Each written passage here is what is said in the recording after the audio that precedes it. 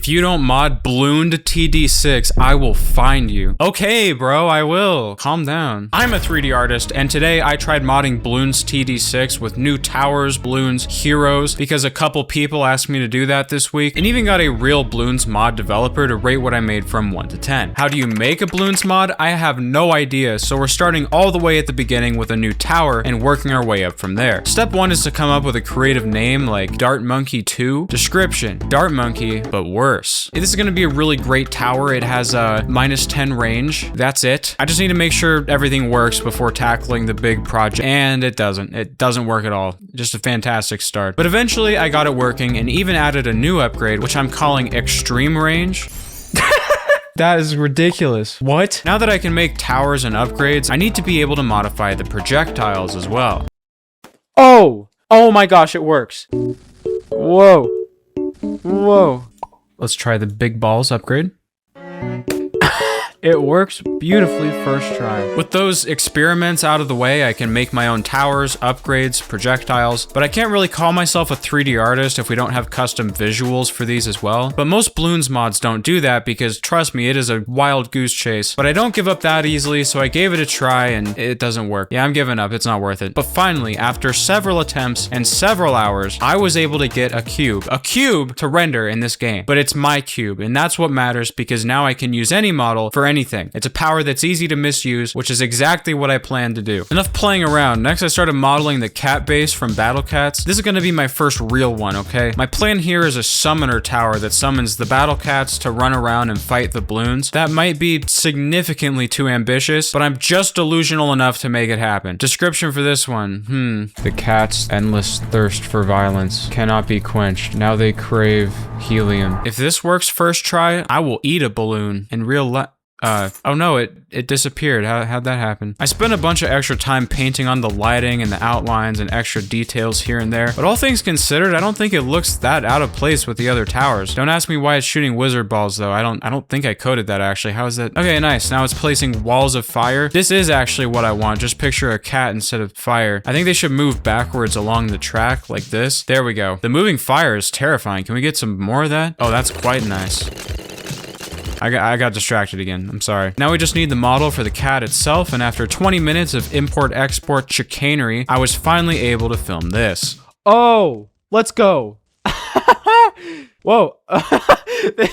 They explode into flames when they die. I even added custom sound effects for the summoning and biting and whatnot. And with that, my first legit tower was complete. And it's honestly really fun to use already, but the mod developer is not going to be impressed with a tower that has no upgrades, so I'm not in the clear just yet. I think it would be cool if the upgrades for this tower upgraded the summons instead. So I started getting the model ready for the next evolution of the cat, which gives it arms. Wait a minute. 1, 2, 3, 4, 5.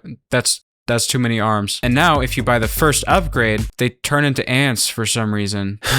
So this is the Macho Cat upgrade. It allows them to pop 2 layers instead of 1, and they have more health as well, meaning they can pop more individual balloons before disappearing. I even figured out how to get the animations working this time so they don't just ominously slide forward. They're pretty strong already when I tested them out, but there's still 14 empty upgrades here, so I had to dust off the 3D Battle Cats project and get some of the other ones going. Upgrade 2 unlocks the Tank Cat, which summons less frequently, but it has way more health, just like the other game, which makes it really good against swarms. And if you get the third upgrade, it evolves into Wall Cat, which gets even more health. I had to smooth out the corners a bit so that outline thing actually renders correctly. Hold on, are they tunneling underground? Why are they? It's a 2D game. How is that even possible? Upgrade 4 gets you the Axe Cat. This one's the real DPS unit here, and it has a damage multiplier versus Moabs. I'm trying to give each cat its own responsibility to differentiate them from the others. And the final upgrade for the top path evolves it into Brave Cat. Pretty good cat against Moabs, as it turns out. For the second path, I decided to take the base upgrades from the game and turn them into Bloons compatible versions. The research upgrade lets you spawn cats faster, so in Bloons, it makes the tower summon faster. The worker cat upgrade gets more money, so in this game it makes the cat projectiles get more revenue from the pops they're credited with. Now this third path is a weird one. There's a lot of things we could focus on with this. Maybe an ability that launches the cat cannon but it moves down the track. Maybe Gamma Toto shows up to go get resources for you. I think I'll defer to the YouTube comment section Ancient Wisdom for this one if there's a part 2. I played a few rounds with it and it really does feel like a legit tower now, especially on tracks with multiple paths. There's a lot of strategy involved. Alchemist buff goes crazy for this one. one, but it hasn't crashed my PC yet, so it's probably not crazy enough. Thank you, Bloons. And thank you, me, high school me, for waking up and thinking, oh, I know what I want to do for a career.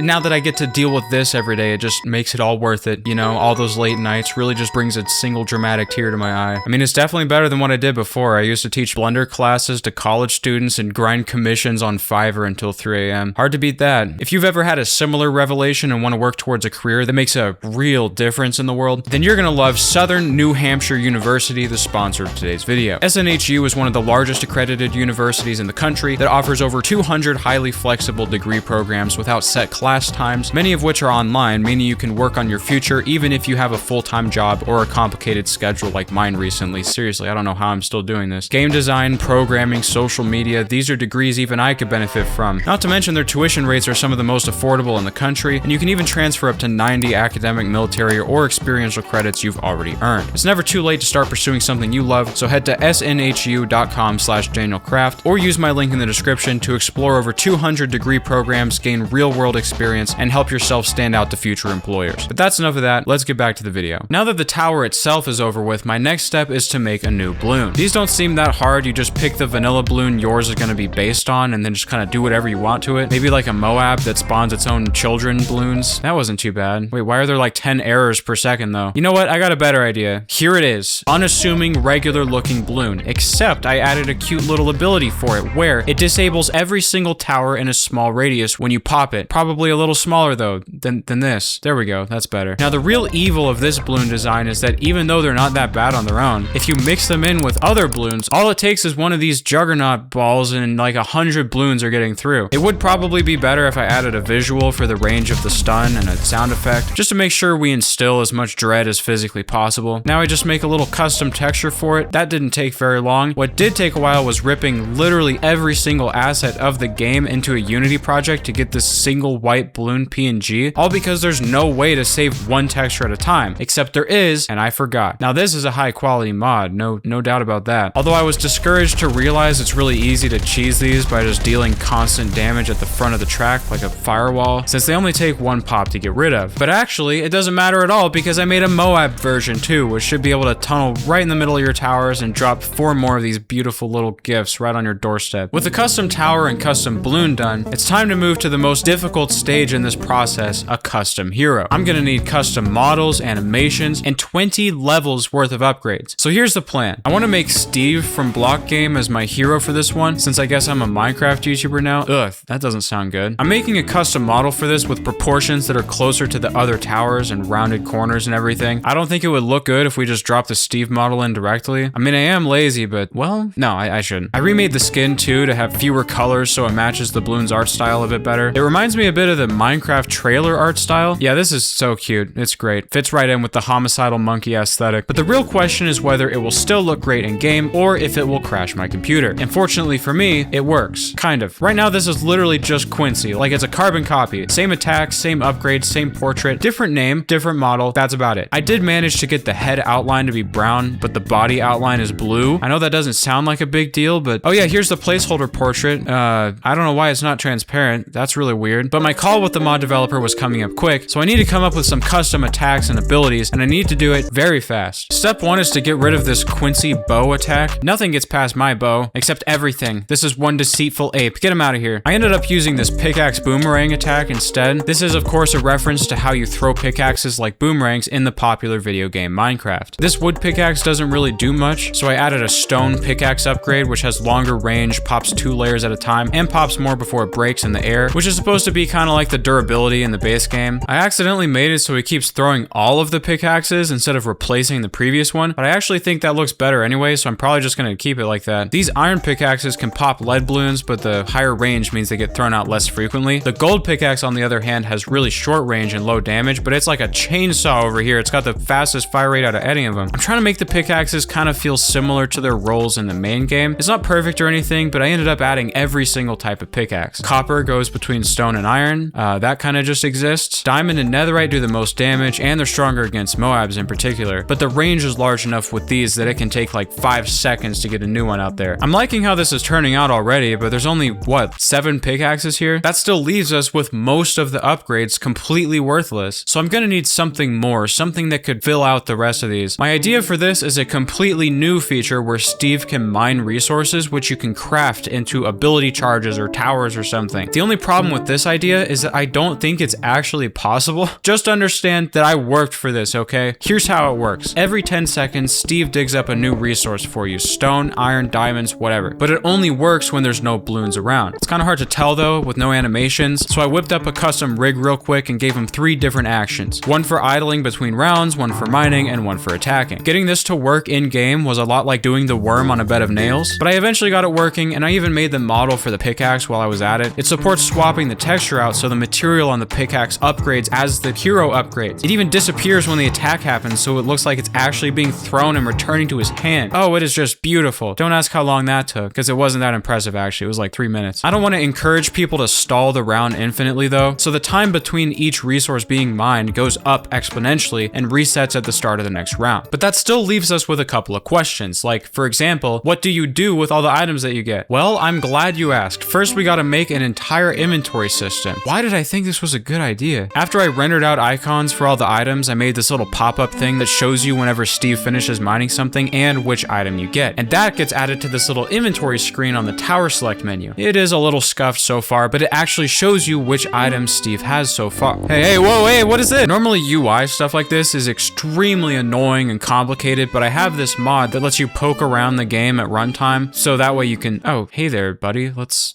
put you back. There's 9 different types of items Steve can get, ranging from very common to very rare. You can click on them and drag them around just like in the real game, and hold on real quick, I just need to add an entire crafting system. You can combine them with other items to craft the power things, like the cash crate and whatnot. I added a crafting recipe for every power in the game, and when you craft them, you get 1 free charge, but only for this match. Suffice it to say, this was not an easy system to make. To make the most out of it, I added a bunch of upgrades where Steve unlocks new materials to mine as the game goes on. The best items craft the best powers, but they're also one of the last upgrades you can get. I'm very proud of this, but I neglected a lot of the other stuff since it took so long. So real quickly, I made like 7 different portraits and icons for everything. I tried to match the lighting and the style as best I could. I think it fits pretty well. The Steve stuff especially feels right at home. The cat base, I just wanted it to be over. And last but maybe least, I made all the filler upgrades for Steve, like range and damage upgrades. That way I can truthfully say I made an entire Bloons hero with models and animations and portraits and 20 complete levels. And I would probably use this on my own account if I didn't have to make an alt, because modding can get you banned because of cheating. Very competitive game. Don't try this at home. But it doesn't matter what I think, because it was finally time for the mod developer to judge my work.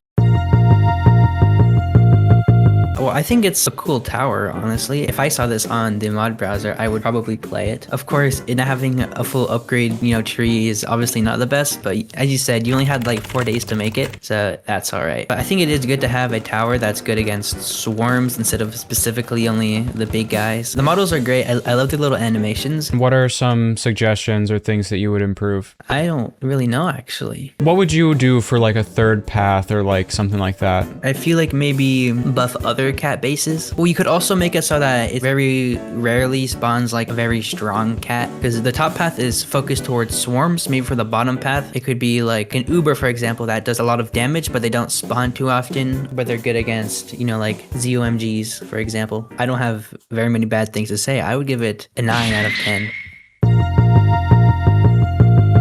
I think the idea is really cool. I've never seen anything like it in any mod before. Most towers, they either attack or just make money or something like that, but this one, it attacks and then it makes powers, which I think is insanely unique. I like the inventory as well, and then also it's fun seeing the item like pop up above the hero instead of occasionally checking if he has the item you want. I like how Steve looks when he's mining. I think it's a little funny, which is a good thing. I think the idea of the pickaxes, I think that's a good way to add depth to a tower rather than more damage, more pierce, more attack speed. If I could give like a suggestion on something though, with the crafting mechanic, there's not really a way to tell like what everything costs to craft. What I would do is I would probably add like a recipe book like Minecraft has, so you can view all of the available recipes. I don't really have like anything else bad to say about the hero. One of the best heroes I've probably seen in a Bloons mod before. I would give this a 9.8 out of 10. With that, I was successfully able to impress the Bloons developer, but this isn't over until it's 10s